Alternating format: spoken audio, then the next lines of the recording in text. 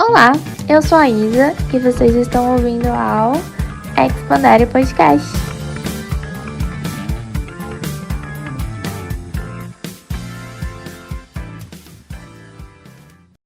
Estou aqui com uma pessoa muito especial para mim, muito querida, que é a Bianca. Nós estudamos juntas, nos formamos juntas e ela vai se apresentar um pouquinho aqui para vocês. Eu sou a Bianca, eu tenho 23, quase 24 anos. Como a Isa disse, a gente fez psico juntas. E agora eu trabalho como acompanhante terapêutica. E eu não sou muito fã de muitos animes, apesar de ser japonesa. Mas esse em especial eu gosto muito. E o anime que a gente vai falar é sobre Death Note. E antes de mais nada, eu vou fazer um resuminho pra quem não lembra ou pra quem assistiu há muito tempo. Mas Death Note é um anime, né, uma obra japonesa que conta a história de um garoto, né, o Raito, que achou na verdade, né, um caderno da morte perto da escola dele.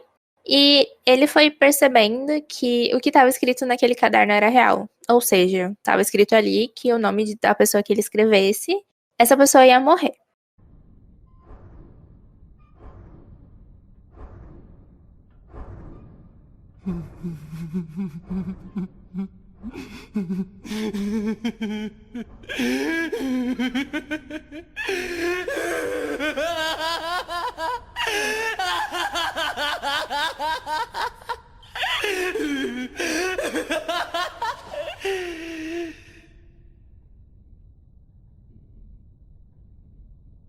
Soda. 僕がキラだ. E a primeira vez que eu assisti, a minha noção era tudo é muito preto e branco, sabe? Tipo, o Light era o ruim e o L era o bom, sabe? Não que... não quero dizer que agora eu não pense similar a isso, mas, tipo, tem muito mais nuances. E eu reassisti algumas vezes, eu não reassisti tantas vezes quanto você, provavelmente, mas a última vez que eu assisti, pra relembrar, né, pra fazer esse episódio, foi uma percepção bem diferente. Eu acho que quando você, né, amadurece, você passa por experiências diferentes na sua vida, você perde pessoas por N motivos, e também fazer uma faculdade que nem a faculdade de psicologia muda muito a sua percepção sobre qualquer filme. Eu acho que fazer uma faculdade tão de humanas, tão filosófica que nem a psicologia, muda muito a forma como a gente vê muitos dos filmes e das séries. E esse anime em si, ele é muito bom, porque não é uma coisa que a gente só tá ali fazendo hipóteses sobre, né? Tipo, só... Ele te dá muita coisa pra trabalhar, né? Ele te dá bastante reflexões. Né? Então, é bizarro perceber a sua própria mudança, sabe? De percepções enquanto você tá assistindo a obra. Né, o Raito, ele queria algo pra se divertir. Então, às vezes eu paro pra pensar, tipo, pô, será que ele realmente queria fazer o bem pro Japão, né? Porque eu acho que a filosofia dele era, tipo, não importa qual meio eu vou usar para chegar no fim.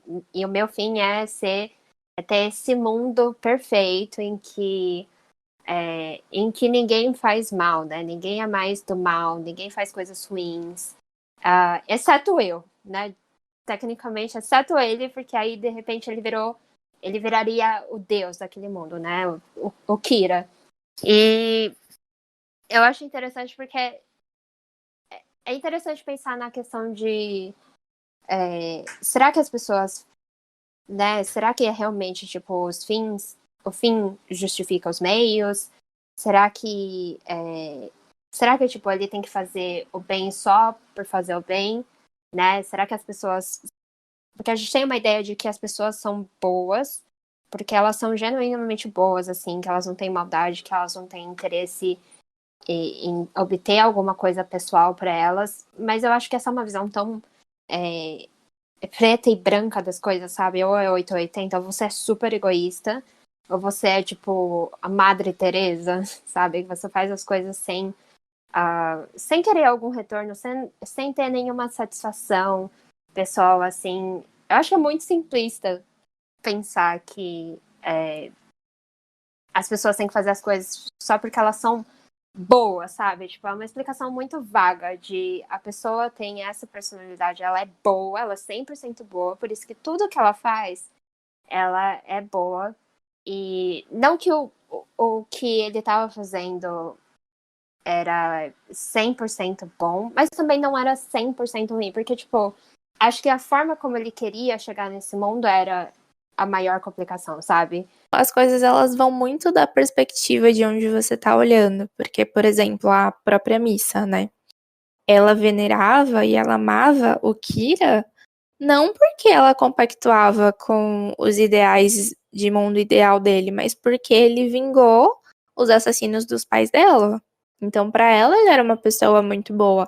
Mas uma coisa também que a gente pode pensar é que alguns personagens que a gente vê que compactuam com a ideia do Kira são pessoas realmente que foram abençoadas, entre aspas, com os poderes dele, né? Então, aquela menina lá que estudou com ele na faculdade, a Takada. Pra mim, ela foi uma personagem muito aleatória, sabe? Igual o outro cara que também ajudou o Light. O Mikami. Eu acho que ele era meio que Ele era meio que o futuro do Light, sabe? Eu sinto que ele era mais ou menos que um espelho, assim, né? Que uma hora o Light se tornaria aquela pessoa, uma hora aquela façada de cara tranquilo, de eu consigo lidar com tudo. Eu sinto que isso ia eventualmente cair e mostrar, né? E ia mostrar uma parte do Light que era igual o Mikami. Que foi o que aconteceu, né? Na verdade, é o que acontece no final. Que ele fica muito, muito louco, aquela risada dele. Ele fica extremamente, assim, insano, né? Ele perde toda aquela postura de cara tranquilo e extremamente lógico, que só usa a razão, super racional. Naquele momento que ele percebe que ele não tem muito mais o que fazer, ele sente toda a frustração, sabe? Não é o único momento, tem vários momentos que ele se sente muito frustrado, mas aquele é o momento que, tipo, aqui caiu, sabe? Se ele tivesse sobrevivido, eu sinto que ele teria se tornado o Mikami ali, né? Completamente louco, completamente fora da realidade. Né? Não foi uma coisa do nada, foi uma progressão, na verdade. Sim, até porque eu acho que meio que mostra ele e o Mikami como duas faces da mesma moeda, porque eles tiveram criações diferentes, né? A gente vê ali que o Mikami, ele era bonzinho, mas é que ele sofria muito bullying e tal, e enfim, ele desejava que a mãe dele morresse, né? O que Questionável. é isso aí, é a última palavra. É extremamente questionável, mas ok. E aí, quando ela morreu, ele se sentiu livre. Basicamente, que ele teve uma infância muito difícil, diferentemente do Light, né? Uma coisa que a gente, na verdade, não sabe, não mostra, mas a gente vê, né, que a família dele era bem estruturada, por mais que o pai dele fosse bastante ausente por conta do trabalho. Enfim, ele teve a trajetória dele até ele precisar de alguma coisa animadora pra acontecer na vida dele, assim como aconteceu com o Light. Dependendo da ótica, a gente consegue não justificar, mas entender o raciocínio que fez aquele personagem a chegar ao ponto em que a gente vê na história, né? O próprio L, por mais que a gente enxergue ele como o bem na história, né, o lado bom, ele tinha posicionamentos questionáveis. Porque ele deixar, por exemplo, a Missa e o Wright, eu toda hora eu falo um nome diferente, né? Mas enfim. Dele deixar o pessoal lá preso durante sei lá quanto tempo, isso. Direitos humanos, cadê você? Nossa, na primeira vez que eu assisti, eu pensei, né, ele tá tentando descobrir, né? Sei lá, meio que justificável, mas se você pensar bem, isso é tão injustificável, né? Tão inaceitável quanto as coisas que o Light faz, sabe? Porque você tá torturando uma vida humana, né? Exato. E, assim, por mais que o Raito tenha ficado lá. Nossa, Raito. Por mais que o Raito tenha ficado lá sentado numa cama, confortávelzinho, entre aspas, tal, a Missa ficou presa, sem se mexer, durante mó tempão, sabe? Isso é extremamente angustiante, sabe? O ponto em que você chega pra fazer uma pessoa confessar alguma coisa, né? Sim. E ele nem conseguiu, né, no final das contas. Esse anime, claro, ele é muito divertido por conta própria, mas se você assistir, pensar e tentar não ver tão assim, tudo preto e branco, sabe? Tipo, é o Raito versus o L, sabe? Tipo, eles são inimigos e aí o L é o bem e o Raito é o mal, sabe? Tipo, se você vê as coisas assim, ainda é um anime muito legal, muito divertido de assistir. Tem muitas cenas interessantes e que você fica tipo, quem vai ganhar nessa, né? Quem vai conseguir sair por cima? E eles fazem isso muito bem, né? De deixar você nessa expectativa, coçando os dedos para saber quem vai vir com a próxima jogada, né? E quem vai dar ali o checkmate.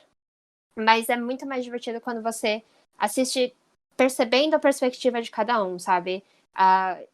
Por exemplo, a primeira vez que eu assisti, muita coisa que o L fazia passou batido assim pra mim, porque eu pensava, ele é o bem, sabe? Ele tá fazendo essas coisas, que hoje eu vejo como, meu Deus, mas ele tá fazendo essas coisas porque ele quer derrotar o Kira, sabe? Você, como espectador, você sabe que o Light é o Kira. Então, de certa forma, você fica, é justificável porque ele é realmente o Light.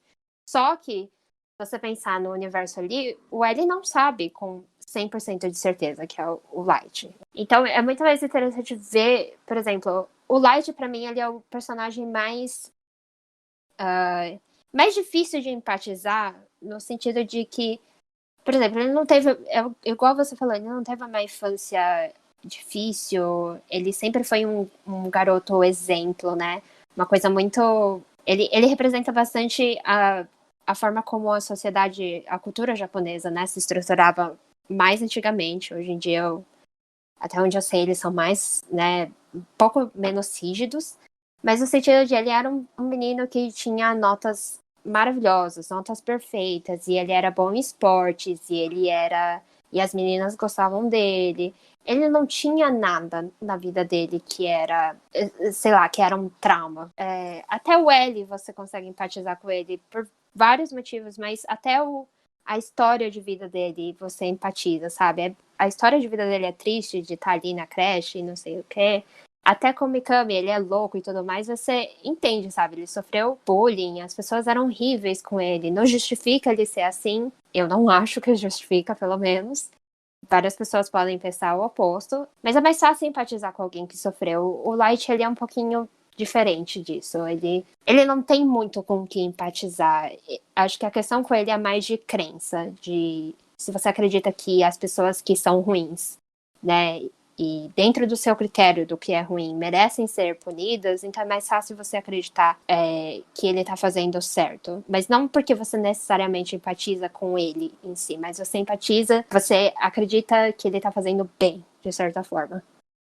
Mas, meu, o que você estava falando sobre no início do L e que ele fazia coisas que pra você, nossa, não justifica porque ele é o bem, ele tá fazendo isso pra pegar o mal. É justamente o que a gente tava falando do lance da perspectiva, né? E parando pra pensar agora, o anime ele sempre mostrava isso, colocando os dois meio que naquele mundinho fechado, em que só davam os dois se encarando e aquela disputa direta. Eram duas pessoas que tinham um ideal ali, que tinham um objetivo. Quem a gente prefere, a gente fica mais do lado e a gente acaba ignorando as outras perspectivas, às vezes, mas é muito interessante expandir um pouquinho mais essa visão.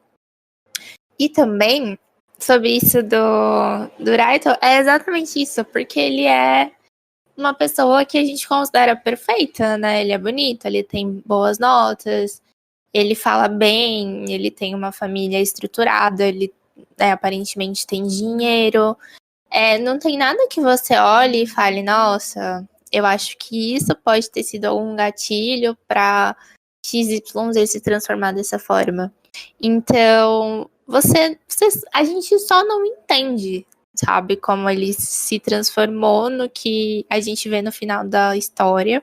Você olha pra vida dessa pessoa e você fala, nossa, você tem tudo perfeito, sabe? Por que você tá assim? Que é uma coisa que a maioria das pessoas, que é uma crença totalmente errada, né? Que as pessoas têm, por exemplo, sobre depressão. Tipo, se você tem tudo na sua vida, por que você tá, né, entre aspas, por que você tá triste? E, tipo, é isso com o Light no sentido de parece tudo perfeito e porque ele tem tudo. E ele é bonito, ele é inteligente, ele é talentoso e não sei o quê.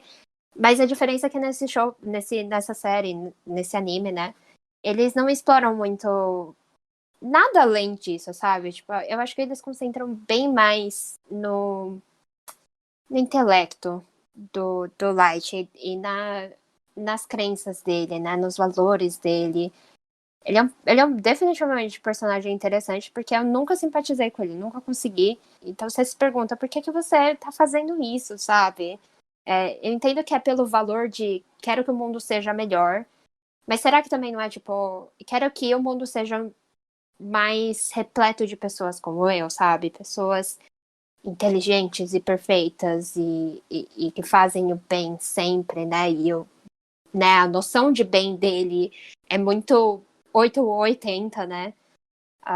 Então, é difícil. É difícil simpatizar com ele. Cara, uma coisa que me deixa muito assim agoniada no Raito é o fato de parecer que ele não se importa com extremamente ninguém. Ele nunca demonstrou um apreço, nem pela mãe, nem pela irmã, nem pelo pai, sabe?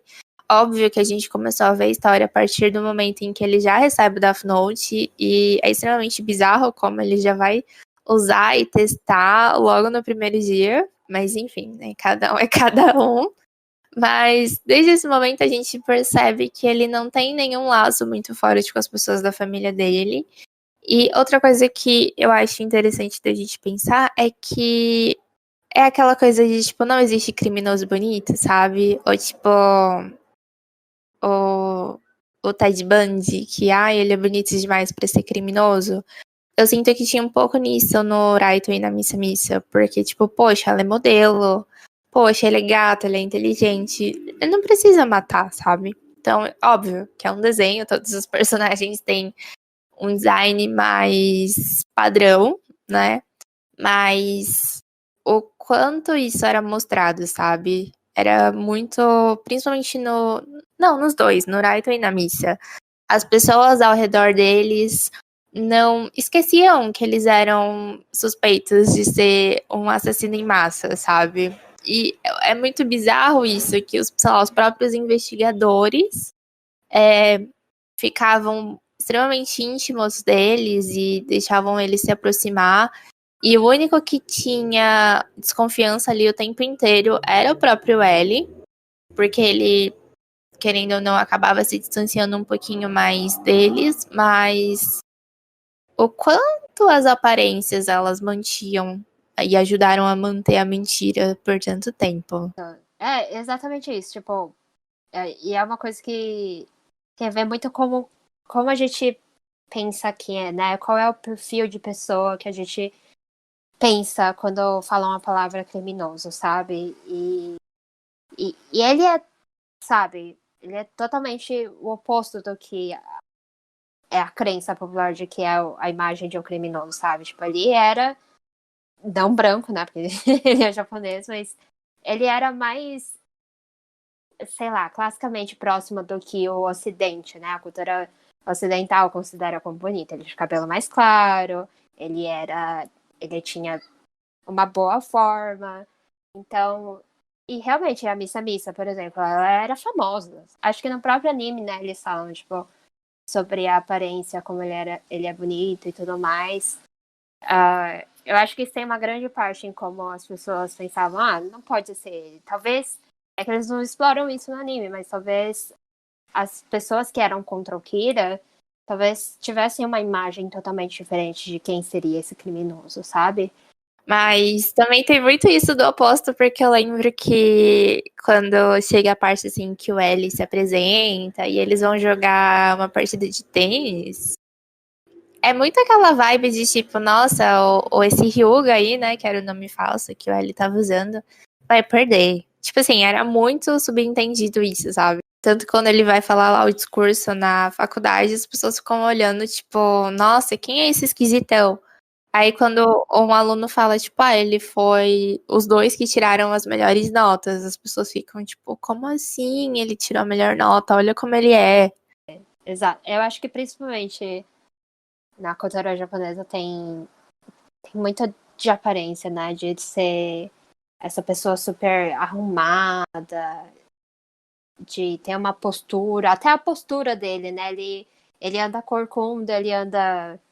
Eu não sei se nessa parte ele tá descalço, mas na maior parte das cenas dele, ele tá descalço, ele tá sentado de um jeito bem não reto, né? Ele é o oposto das atitudes dele, né? Na postura dele, ele é o oposto do Raito, que tá sempre muito reto, muito perfeitinho. E então é muito interessante pensar nisso. Mas ele me lembra um pouco, o L, ele me lembra um pouco do estereótipo do gênio, né? Que tem, por exemplo, em Sherlock. O Sherlock, eu acho que o L, talvez, né? Eu não sei dizer, mas talvez ele tenha uma base ali no personagem do Sherlock para ele quebrar todas as expectativas, no sentido de você não espera que esse cara seja capaz de jogar, de ser ativo e tudo mais. É claro que na série você assume que sim, porque o ator que faz o Sherlock não é exatamente.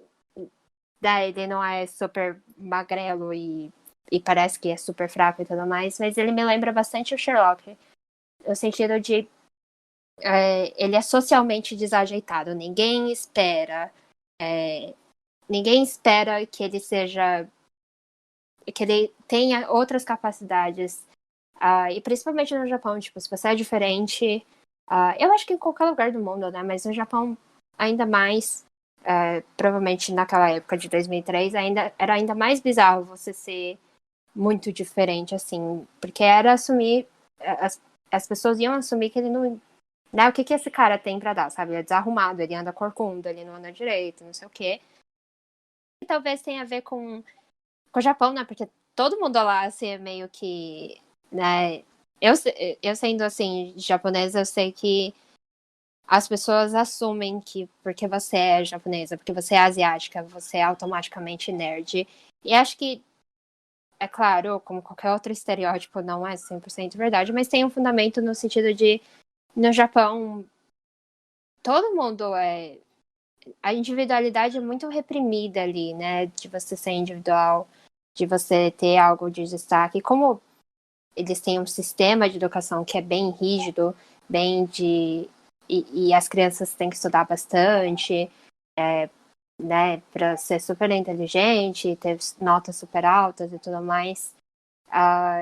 Eu acho que o único jeito de fazer alguém que nem o L, né? Um Sherlock se destacar era fazer ele ser completamente fora desse padrão, né? Completamente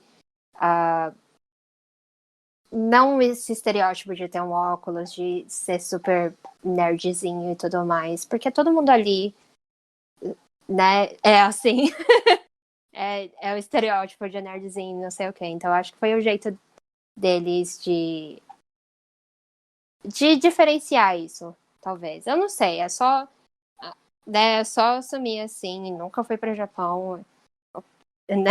Então eu não sei totalmente completamente sobre a cultura e tudo mais, mas assim, pessoas que são descendentes de japoneses também que eu conheço, ou pessoas que já moraram no Japão. Eu sei que a cultura deles é bem assim. E quem mora aqui no Brasil, né, tem um pouquinho disso.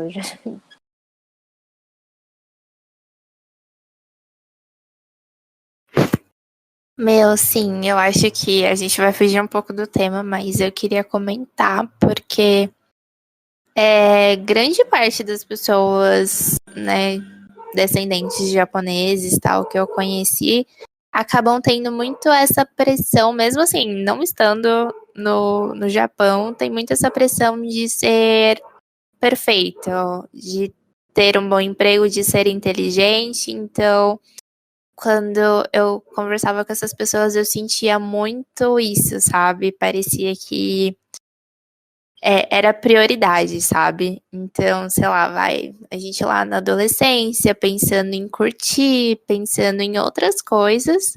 E aí eles sempre comentavam, porque eu sou japonês, mas eu não sou de exatas. Nossa, eu sou um falso japonês, porque eu tô em curso tal e, nossa, eu não sou de exatas, ou nossa, eu preciso estudar porque eu preciso fazer isso e isso, porque o meu irmão fez coisas que eu não vejo muito em pessoas que não têm origem japonesa, sabe? Eu não gostava muito de ser japonesa, tipo, de ter olho fechado, porque era uma coisa que as pessoas sempre apontavam, sabe? Tipo, é muito ridículo, né? Porque quando você é adolescente, não é legal que as pessoas ficam apontando pra você as coisas diferentes, que é diferente em você do que é em todo mundo, né? E quando você vai amadurecendo, você fica tipo, é diferente mesmo, e que bom, sabe? Você meio que toma você passa a ter orgulho mais, né, de certas coisas. Mas quando eu era adolescente, era uma coisa que eu odiava, sabe? Porque era sempre, ela tem um olho puxado, aí você enxerga, e não sei o quê. E aí eu sempre zoava que, tipo, eu não sou japonesa, sabe, de verdade, porque, por exemplo, eu não gosto de sashimi, eu não gosto de. Tem muitas comidas japonesas que eu não gosto. E principalmente porque as pessoas assumem que comida japonesa é só sushi e sashimi, né? Que é peixe cru. Eu não gosto muito dessas coisas, não sou muito fã. Eu zoava sempre e tudo mais. E é realmente isso, porque as pessoas têm uma expectativa de quem é uma pessoa japonesa. E ainda mais sendo uma mulher japonesa, né? Tinha muita questão de autoestima e de que, né, a mulher japonesa é comportada e quietinha, e mostra, né, não usa shortinho, é mais quieta, é mais passiva. E, tipo, isso foi uma coisa que, na adolescência, é a pior coisa do mundo, né? Você ser assim, ser diferente dos outros, porque as pessoas apontam pra você, né? Os adolescentes, os outros coleguinhas de classe apontam essas coisas pra você. Mas vamos pensar, voltando ali pra Death Note. Mas tem a ver, tipo, é claro, você assistir uma série ou um filme que é baseada, né, em, sei lá, personagens americanos brancos, é totalmente de você assistir um que é baseado no Japão e que a cultura é outra, né? Uh, tem várias questões, né, diferentes aí, tipo, talvez o L, imagina se fosse, sei lá, talvez centrado ali nos Estados Unidos, em alguma cidade que é, sei lá, vamos dizer Nova York, porque ali tem vários tipos de pessoas. Talvez o L não fosse uma pessoa que ia ser tão diferente, né? Tão esquisita. As pessoas não iam achar tão estranho, porque ali tem, né, muita variedade, tem pessoas de todos os lugares. É uma cultura mais, menos restrita, né? Menos rígida. Então talvez ele não fosse na cena que ele vai lá dar o discurso. Eu imagino que em outro país que a cultura é bem mais abrangente, seria uma outra história, sabe? Ele não seria julgado tanto assim como, nossa, que estranhão. Talvez alguém como Light seria visto como estranho, sabe? Seria visto como, ele é um pouquinho, né, perfeito demais. Será que não tem algo de errado com ele? Diferente de estar ali no Japão, em que todo mundo é perfeitinho, todo mundo segue um padrãozinho, sabe? E o L, que não é esse padrãozinho, é o que se destaca.